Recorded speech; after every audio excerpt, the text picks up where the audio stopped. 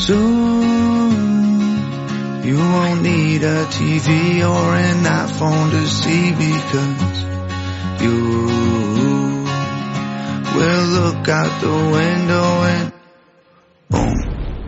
I don't understand who is good or bad. They don't care as long as you got oil sands. We need something fast, we need something bad, more than guns and tanks. Where is Superman? Oh,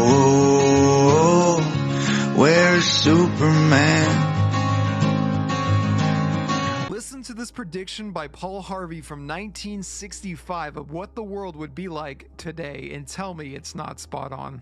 If I were the devil, if I were the devil, if I were the prince of darkness, I'd want to engulf the whole world in darkness, and I'd have 1/3 of its real estate and 4/5 of its population, but I wouldn't be happy until I had seized the ripest apple on the tree, thee. So I'd set about, however necessary, to take over the United States. I'd subvert the churches first. I'd begin with a campaign of whispers. With the wisdom of a serpent, I would whisper to you as I whispered to Eve, do as you please. To the young, I would whisper that the Bible is a myth. I would convince them that man created God instead of the other way around. I would confide that what's bad is good and what's good is square. And the old, I would teach to pray after me, Our Father, which art in Washington. And then I'd get organized. I'd educate authors in how to make lurid literature exciting so that anything else would appear dull and uninteresting. I'd threaten TV with dirtier movies and vice versa. I'd peddle narcotics to whom I could. I'd sell alcohol to ladies and gentlemen of distinction. I'd tranquilize the rest with pills.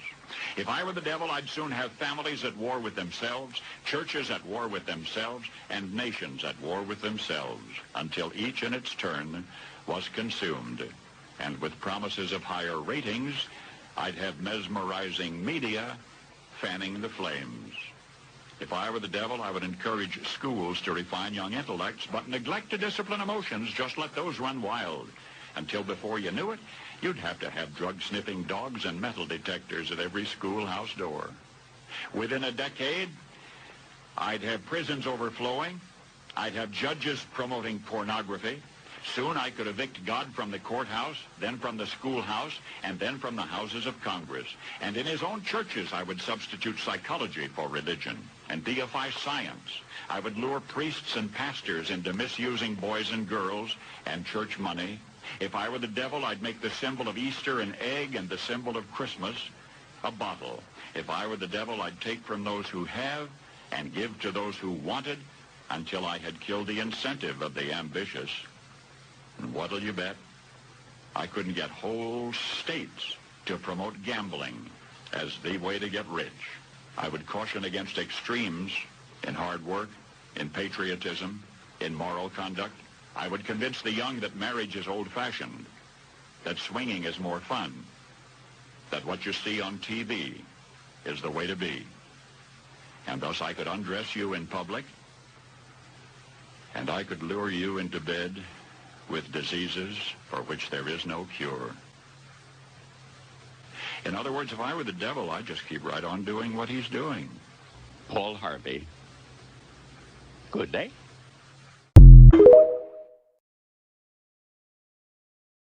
I am satisfied with all my heart that if Uncle Sam ever does get whipped, here too, it will have been an inside job. It was internal decay. It was not external attack that destroyed the Roman Empire. Starting about 146 BC, internal conditions in Rome were characterized by a welter of class wars and conflicts, street brawls, corrupt governors, lack of personal integrity and moral responsibility. About 290 years after Christ, a Roman emperor named Diocletian took over. He really grabbed the bull by the horns. He took over in a period of turmoil and severe depression. The first thing Diocletian did was call in the gold and close the banks and raise the taxes. He reduced the power of the Senate, delegated its power to a lot of little government bureaus. Do you know they even had a Transportation Act back there prescribing the fee required to rent one laden ass per mile? And at today's rate of exchange, it would have amounted to about 1/8 cent per mile, which meant that in order to make a profit, a jackass would have to carry 5 passengers. That was simply beyond the capacity of the jackass.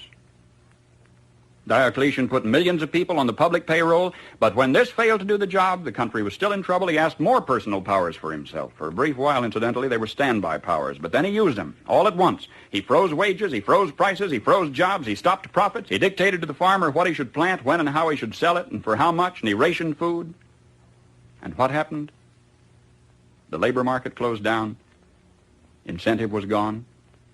Farm life became dependent on bureaucratic red tape. Exorbitant taxes cost the farmer his land.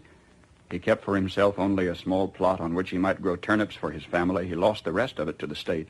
And without food and with incentive gone, city life stagnated and declined. And Rome passed into what history has recorded as the Dark Ages, lasting 1,000 years. Just by turning to the left, the world has gone in circles.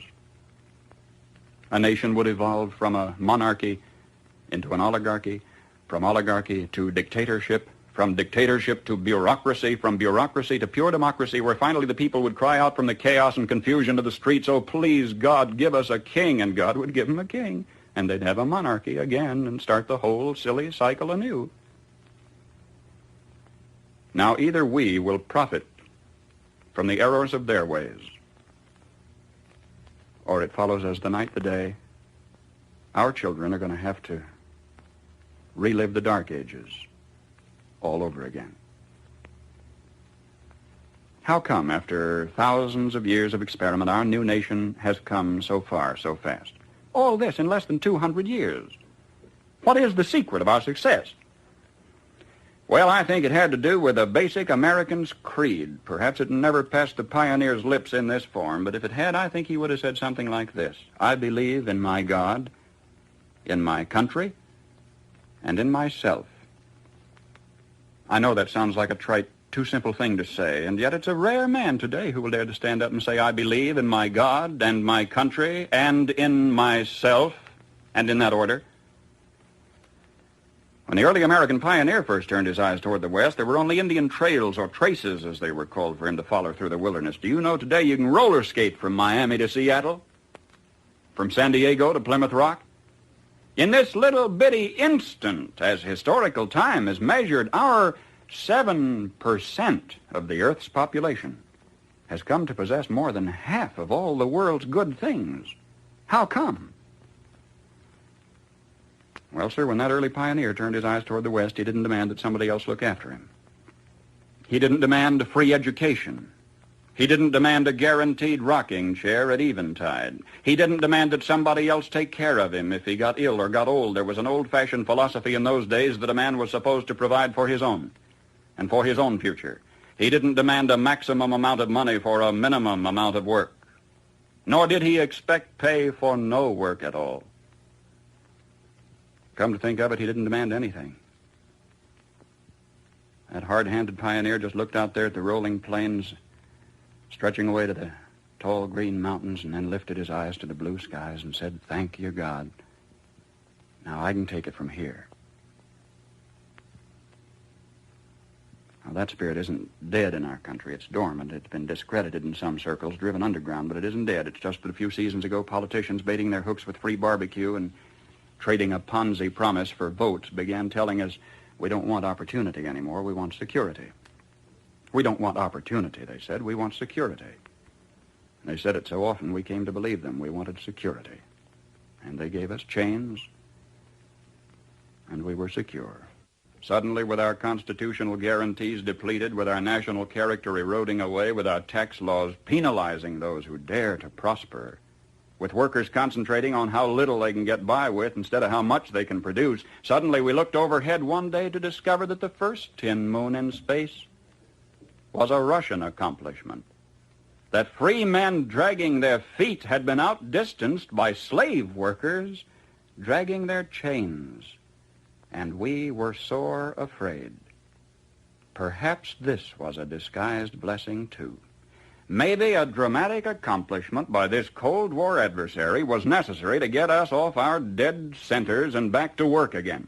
If we can revive in ourselves, then in our youth, Something of that basic American's creed, the horizon has never, ever been so limitless. For man stands now on the threshold of his highest adventure of all, his first faltering footsteps into space. 20 years from today, half of the products you will be using in your everyday living aren't even in the dictionary yet. We've got it made. If we just keep on keeping on, we've got it made. And if we don't, we will follow those other great nation-states of history into the graveyard of ignominious oblivion. History promises only this for certain. We will get exactly what we deserve.